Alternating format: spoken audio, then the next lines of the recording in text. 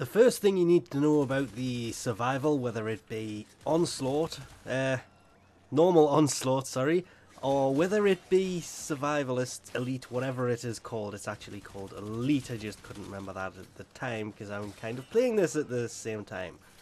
On Elite, you cannot bring up your gear. If you try to, Samaras will basically turn around and say, no, no, no, no, no, no, no, no.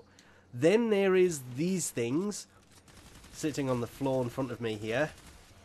That is an efficiency that has a weird name to it. I'll pick it up in a second, and actually I'll pick it up about now.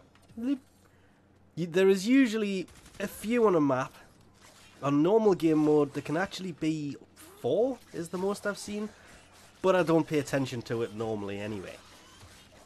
Those things will give you an extra 10% efficiency when you pick them up. So picking those up are definitely worth it, and I'm really hoping the door opens right now, because the other point is once the door has opened and you get the reward and you are given all of this, you are given a time to leave.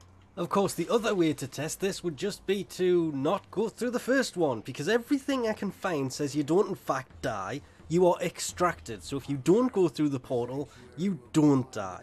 You are just extracted instantly. So if you want to get out of doing any of the Onslaught, you just have to not go through the portal and it will extract you back to your ship. There used to be this bug, which was fun, but this will have been fixed fairly quickly. I just got to experience it the once. I actually experienced it twice, but the first time, it still kind of worked, even though it went through. It still teleported people, but still, yeah, sometimes it works, sometimes it doesn't, sadly. The reason this video is late is so a lot of the bugs could be fixed before I actually addressed this situation. The timer's actually going down, you can see it in the top left there, but yeah, we can't do anything. You may also notice there's a lot of people using Equinox. I'm still playing with mine. I think I finally got it to the point where he's it. Equinox is actually pretty useful. But you'll also notice these energy bubbles.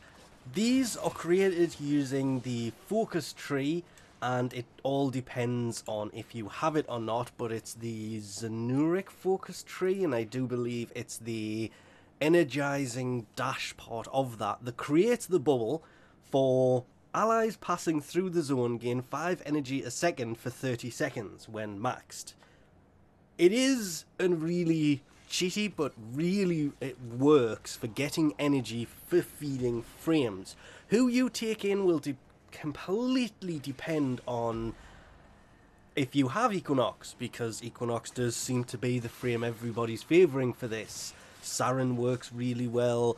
Personally, I've kind of favoured the Valkyria simply because I can go invincible using her 4th, and I'm basically running around reviving people, and that is the sole reason I am running around as her. I'm running around as a support, not a main damage dealer, which is great when you do have other frames in there that are dealing damage, but since I usually jump into random, there's a few times I've been the damage dealer and it hasn't gone all too well.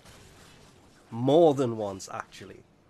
Trinities also work really well in here, but yeah, my Trinity is seriously out of date these days.